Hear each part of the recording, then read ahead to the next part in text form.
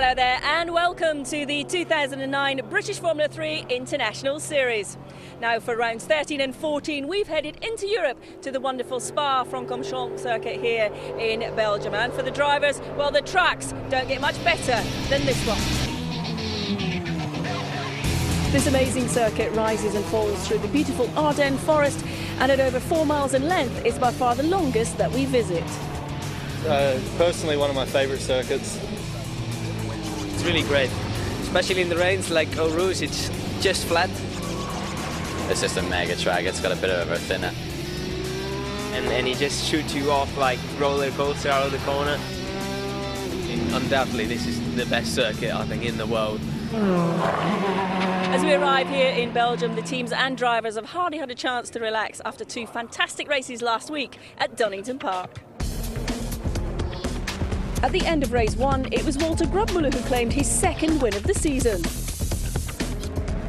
For race 2, it was T-Sport's Wayne Boyd who handled the slippery conditions best of all, carving his way through the field in impressive style to take his first ever F3 win. It's a brilliant race for us. We got a pretty good start off the line, and then we got squeezed under the grass and dropped down to 12th in the first lap. And then it started to rain a bit, and I was a bit more confident, and the car was good enough for me to push, and just started passing everyone. And halfway through the race, I thought I could win it, and just kept pushing on, and then we ended up did win it. It was a brilliant race for us. Donington was a great return to form for T-Sport, because right behind Wayne at the flag was Adriana Bezaid, making the team's first ever 1-2 finish. Yeah, it was a good second place. Sometimes you gotta drive like your grandmother to don't risk it, and I just did that. If Wayne went off, I could win the race, but I decided to score 15 points, which is second. So I took the risk. Probably wasn't the best racing stuff, finishing second, but I got the points, and now we go to Spa. So we'll see. There was controversy in race 2 though, when Renger van der Zande hit Daniel Ricciardo, spinning him out of the lead. Daniel managed to keep going, and Renger received a 25-second penalty, which ruined his race. To start with, the penalty they gave me was just, I shouldn't have got that. I made a mega move on who was in front of me. It was Bezaid on the left. I overtook him, and then directly overtook Ricciardo on the right hand on McLaren's. So it was a mega move, and at the end we came together, and he didn't give me the room. We touched a little bit, and he spun on the curbstone. It wasn't me who pushed him around. I knew he was going to have problems stopping the car, so I tried to sort of hang wide, but by that stage I was already pretty much on the outside curb, and he still made contact. So yeah, I just had to try and recover from here, but yeah, we'll see what happens. Perhaps we're even now from my mistake at Rockingham, but hopefully it wasn't deliberate anyway. So Donington proved to be a damage limitation exercise for Daniel Ricciardo, but he still leads away from Walter Grubmuller in second place.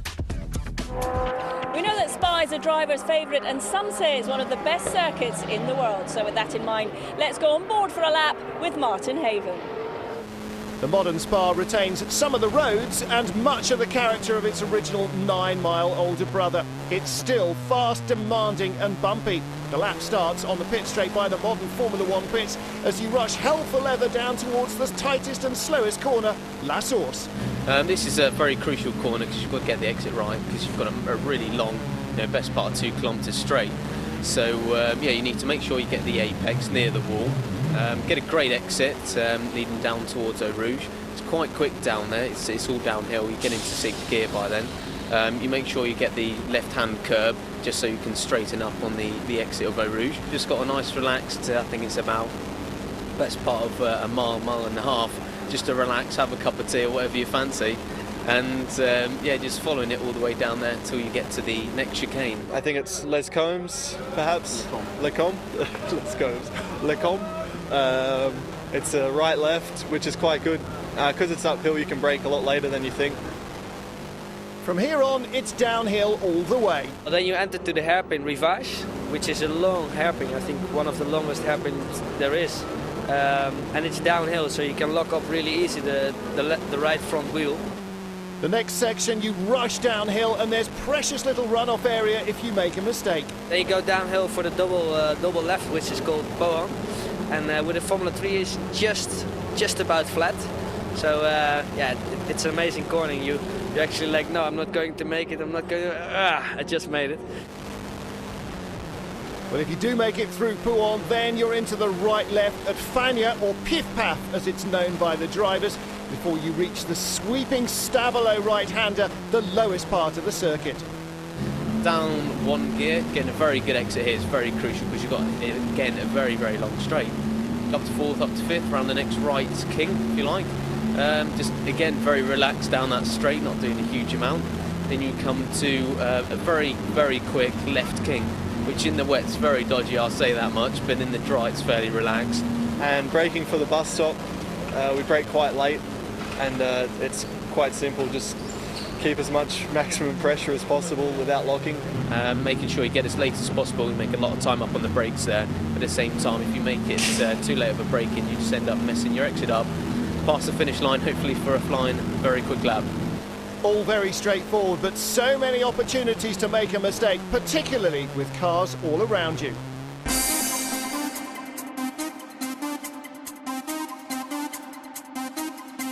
Race 1 took place on Friday afternoon, so let's have a look at what happened. An all-Carlin front row had points leader Daniel Ricciardo on pole, but his teammate Max Chilton stalled second on the grid, causing confusion. Into the hairpin at La Source, Daisuke Nakajima locked wheels with Walter Grubmuller, forcing them both out wide, before Nakajima lost control and headed straight for Ricky Christodoulou. Ricciardo was under pressure from Van der Zande up the Kemmel Straight, but the Aussie hung on with the inside line, yielding him the advantage under braking. The two championship rivals kept it close and clean, but racing was soon to stop. The safety car was scrambled to allow for clear-up of the stricken cars back at the hairpin. Damage and disappointment in the first corner for Ricky Christodoulou. Start was reasonable. Going to turn one, obviously it all gets quite crowded there. Went around the outside and took that route, and then was powering down towards Eau Rouge, and then out of nowhere Nakajima just carries on turning, just hits the side of me and crashes again. So that's cost me, and Walter ended up hitting me head on. So going into the barriers, it just cost him more damage, more money, and it's just stupid. I got a great start, made up a place for two. Then as we went into turn one, I think Nakajima just tangled his front wheel with my rear. So I didn't really have much car control coming out of there. Then eventually our cars split. I think he also had no more control. He just crashed into Christodoulou, subsequently spun across the track, and I didn't really have anywhere to go, so I just went head on into him. With his closest championship rival out of the hunt, it would be doubly important for Daniel Ricciardo to stay out of harm's way and to keep Renger van der Zande behind. And that's exactly what he did, jumping away immediately at the restart. Van der Zande going with him as further down the field, battle was rejoined.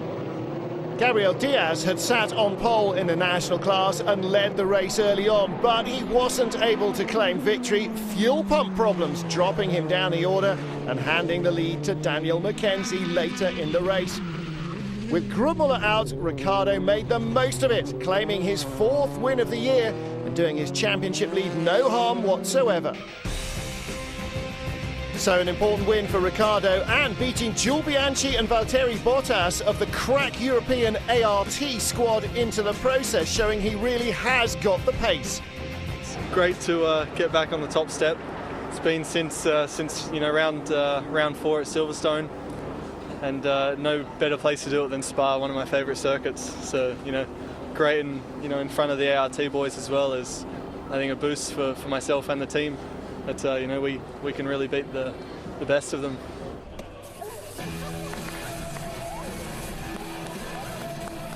Formula 3 has a unique place in motorsport and has a history of producing great drivers who go on to Formula 1 success. And it's been described as the university of motorsport. Here's Martin Haven to tell us why it's so special.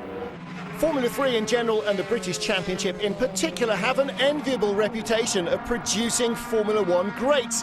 And the reasons are multiple. Multiple chassis, multiple engines. Drivers and engineers learn fast the lessons that will carry them through right to the top of their trade. Setting up a car is crucial. It is the University of Motorsport. For sure it brings drivers through, and we've all seen the drivers go from Formula 3 into Formula 1 and on into IndyCar and IRL and such like. But not only for the drivers, for team personnel as well, for mechanics, for truck drivers, for engineers. It is really a fantastic area to learn. The formula allows you to change so many things on the car. We're able to look at aero, we're able to look at dynamics and springs and bars. Where in these single make championships that we have today, you can do nothing really. You're very, very restricted to what you can change, but you've got a free hand here to have a real go to develop a car and to develop people as well. With Formula 3, it's a full-time job for the guys, the mechanics and engineers. It's also a full-time job for the drivers. There's always something to work on and look at. With the Formula 2s and these one-make championships, they're part-time jobs, effectively.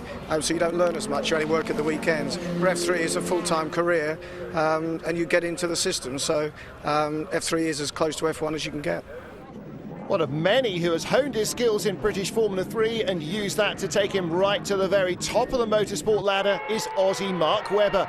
There was never any doubt in his mind about F3. I think Formula 3 is a very important category in the drivers, the categories that he must do arriving to Formula 1, starting with karting, obviously Formula Ford, and then Formula 3. And then after that, probably a bit of GP2 or whatever there is about in the future in terms of categories. But Formula 3 is a fantastic category. The cars are beautiful, very similar to a Formula 1 car in terms of just how they behave, in terms of the grip to power ratio is pretty similar. And if you can be quick in a Formula 3 car, generally you should be able to tame one of these things. Stay with us at Spa for round 14 of the British Formula 3 International Series.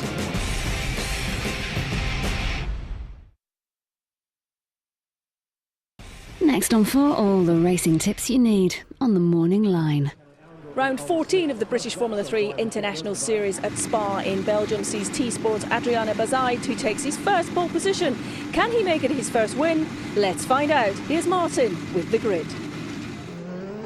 Here's how they line up for round 14 of the Cooper Tires British Formula 3 International Series, with Adriano Bazaid claiming pole in a very wet qualifying session ahead of Race 1 winner Daniel Ricciardo. Wayne Boyd, winner in equally tricky conditions in Donington Park, lines up third, and Renger van der Zande, always a threat, in fourth place. The improving Carlos Huertas lines up fifth ahead of Ricky Christodoulou, hoping for better fortune. Henry Arundel and newcomer from the USA Jake Rosenzweig mean it's an all-Carlin row 4 ahead of Walter Grubmüller and Jay Bridger. Our national pole sitter Daniel McKenzie. Cars on the grid then, and after a little delay because of a shower when they formed up on the dummy grid, just about everybody on slick tyres as they get the go. Adriano Bazaid on the left of your screen, Wayne Boyd, his teammate, goes with him. Daniel Ricciardo on the right is going to slot into second. Henry Arundel looking up the inside in the silver car, just checks up a little bit to avoid contact. 1 or 2 running out wide over the curves, which are very treacherous. But down the hill they stream, and no major damage this time at the hairpin La Source. All 3 ART cars, incidentally, starting from the back of the grid, disqualified after using illegal front wings in qualifying. I think a mix-up between their rules and the British rules. But it's Adriano Bazaid leading from Daniel Ricciardo. Look at the grey clouds overhead. It's a little bit wet there, all except for Nico Maroc of France on slicks. So braking here is going to be treacherous. Carlos Huertas in fourth place, the white and blue car. Well, he got in front of Renger van der Zande on the run-up to Les Combes. Now out of Malmedy, let's see how much grip there is. Looks like pretty decent grip levels, looks pretty dry here. So maybe that rain was just around the pit area. There is van der Zande in fifth, silver car behind him. We ride on board the Dutchman. He's got Henry Arundel in sixth position. Arundel made a very good start, but couldn't find a way to go through on the inside at La Source. So he's dropped into sixth position. Renger van der Zande fifth, 3 wide further back. That's Howell Lloyd, Stefan Richelme, the orange car, and right behind with the yellow helmet Esteban Gutierrez, and he's come up from last on the grid as Daisuke Nakajima gets onto the curbs down to Pouon and drifts way out wide, only just held on to that. The ART cars carving their way up the order. There's Nakajima rejoined with no damage done, but a couple of places lost. Howell Lloyd there, the green and orange car. Real, well, not even midfield, but below midfield battle here. A huge knot of cars right out the back. There is Maroc on his wet weather tyres. That was a bad choice. All drifting out wide onto the curbs. The American Jake Rosenzweig. Up the inside, Gabriel Diaz. And just getting by, Esteban Gutierrez now leads that little knot of cars. They sweep round behind this battle. There is Gutierrez, Diaz in the national class car, and the American Rosenzweig. Oh, Garcia's lost it. He's hit Richelme, and they've both hit Valtteri Bottas, the Finn, and unfortunately taken Rosenzweig off as well. Here's Van der Zande, 5th position. Plenty of grip here as well at La Source. It's bright and sunny as they complete their first lap, so maybe we have got away with it. Maybe the rain has just drifted off. Beside Ricciardo, then Wayne Boyd. In front of us in 4th place is Huertas, and Richelme's going there. Where is he? Well, in the background, Garcia touches the brake pedal, the car loops around on him, hits poor old Richelme. Richelme hits Bottas. And in the foreground, Rosenzweig was having his own moments off the wet curbs and just got clattered into. Lead pair pulling away, Wayne Boyd holding everybody else up. There is Boyd, the yellow car. Huertas, then Van der Zande's got a run going. Here we go. On board with Renger van der Zande up the Kemmel Straight, the most power-sapping straight perhaps in Grand Prix racing, and he's got up behind Boyd and the door's shut. Oh, and Arundel runs very fast around the outside, straight into the back of poor Carlos Huertas, and he's lost it on the grass, couldn't hold it away from the wall there. Whoa, my goodness! And just manages to get it stopped. That was luck, I think, more than judgment. So Van der Zande picks up a place. He's up to 4th now, but he's got Henry Arundel right behind, and has Arundel done any damage to his wings? They looked okay. But at the moment, Van der Zande, strangely, not that competitive. Can't catch Wayne Boyd. And the lead pair, Daniel Ricciardo in 2nd. And our race leader, Adriano Beside, going away, and Boyd spins it away over the curbs.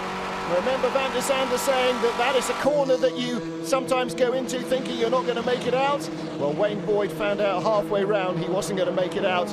He's in one piece. No damage done, but a wildly looping spin. Ricky Christodoulou has picked up a place as a result, and right behind, that's Jay Bridger, looking very strong here, Jay. Oh, my goodness, Henry Arundel has thrown it off the road as well and avoided the barriers. Well, Arundel in the middle of this battle as well, as Boyd blocks. Arundel gets right up behind Huertas. Huertas has got no way of stopping with his rear wheels off the ground. Meanwhile, battle for the lead at La Source. And Daniel Ricciardo is now all over Adriano Beside. Van der Zande in 3rd now. Christodoulou, Boyd and Bridger completing the top half dozen. But Van der Zande and the rest of them are out of it. It's just about those two on board with Ricciardo, sweeping out of Eau Rouge. Still a bit of spray off the curbs. Here we go. He's got a good run going. He's got a very good run going. This could be a pass for the lead. Daniel Ricciardo goes out wide nice and early, and he's certainly got the momentum. But he's gone a little too early, perhaps, because Beside has tucked right back in, and now he picks up the toe, and he goes around the nose of the Australian and retakes the lead. Fantastic stuff. Well, what a race these guys are putting on. But back at La Source, it's getting very dark again. Walter Grubmuller in 5th place, just in front of that battle. Wayne Boyd in 6th, the yellow car. Then Arundel and Chilton. Behind them is our national class leader, Daniel Mackenzie, on board there with Max Chilton. Down into Eau Rouge. Just a whisker more of a lift than before. Boyd on the curbs, that'll cost him. Oh yes, here we go now. Arendel's got momentum, so has Chilton. Chilton wanted to go right, but Boyd was there. Has to go left around Arundel. Is it going to be 3 wide up at Les Combes? That's a recipe for disaster, surely. They've got another couple of seconds to sort it out. And Arundel goes through, and so too, no. Boyd cuts his nose off. Chilton almost had it there, and that's Jay Bridger. Well, now he slowed dramatically at the bus stop and looks like he's parked it. So Henry Arundel made the big move there to go up to 6th position, and just behind Dan McKenzie is Carlos Huertas. Don't forget he had that big off earlier on. Dan McKenzie leading the national class from pole. And look at this now, the rain really coming down in steroids. Wayne Boyd, now he was the real rain meister at Donington Park. Into the pit lane comes Victor Garcia, the Fortec team ready to change his tyres. Now, are we going to see everybody coming in for wet weather tyres? It really is raining cats and dogs up at the bus stop. Look, this is slower than safety car conditions. Henry Arundel, and Boyd dives to the pit lane. Now, I was thinking this was just going to turn to his advantage. Slicks on the wet track. He crushed the opposition in race 2 at Donington last time out. Oh, and that's Ricky Christodoulou. And this is the hairpin at La Source. He's just skated off into the barrier somewhere. That's no points in either race. And Jay Bridger back on the pit wall. Well, at least he's out of the rain. And it looks like those who gambled on wet weather tyres have lost out. Gabriel Diaz leading in the national class because Dan McKenzie gambled on wet, and it has dried out as well. The sun back out once more, so Diaz will, it seems, take a win here, and so too will Adriano Pizzai, miles ahead of Daniel Ricciardo. They both stayed out, as did Walter Grubmuller, who's moved up to 3rd ahead of Renger van der Zande, his teammate. So nobody who went in for wet weather tyres benefited. The weather just too fickle here. Enough rain to worry you, not enough to make a wet tyre actually work well enough to be a benefit. So all that extra time lost in the pit stops has not come back to them. And you can see still on the last lap though, race leader being very cautious indeed, cars threateningly bitting their way around the corners. Well, here is van der Zande in 4th place, and still Max Chilton trying to find a way past Henry Arundel. Don't forget, Arundel went off in the rain from 4th position, only lost a couple of spots, and because it's been wet, it's been very hard to pass. Oh, he chips out wide. Chilton's having a sniff, but just can't get the traction. You either get the nose turned in tight or you get on the power early in these conditions, but not both. Chilton having another look. So it's going to be down to the bus stop, is it? Well, that'll be an interesting sort out, but not for Adriano Pizzai. He's already at the bus stop as they battle their way up. He's out of it now. The checkered flag flies.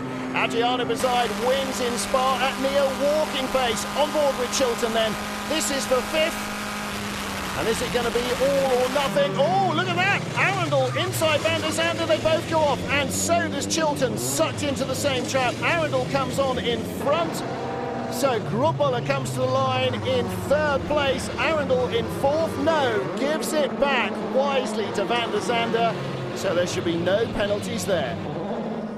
Confirmation of Gabriel Diaz winning again in the national class. Walter Grubmuller and Daniel Ricciardo complete the podium, but were barely in the same race as our runaway winner, Adriano Pizzai. I would like to dedicate first that win for Henry Surtees. He was a friend of mine. I started being his teammate here in Spa Test with Monday competition. That win is for him. I know I'm really happy. I won't celebrate, but just would like to say, that that win is for him. Daniel McKenzie continues to extend his national championship lead. Daniel Ricciardo opens up a further gap over Grubmuller and van der Zande. Leaping up to 4th is our race 2 winner, Adriano Pizzai. We've had a great weekend here in Spa. We hope you've enjoyed all of the action. Next time we'll be back on home soil at the home of British Motorsport, Silverstone in Northamptonshire. I'll see you then. Bye-bye.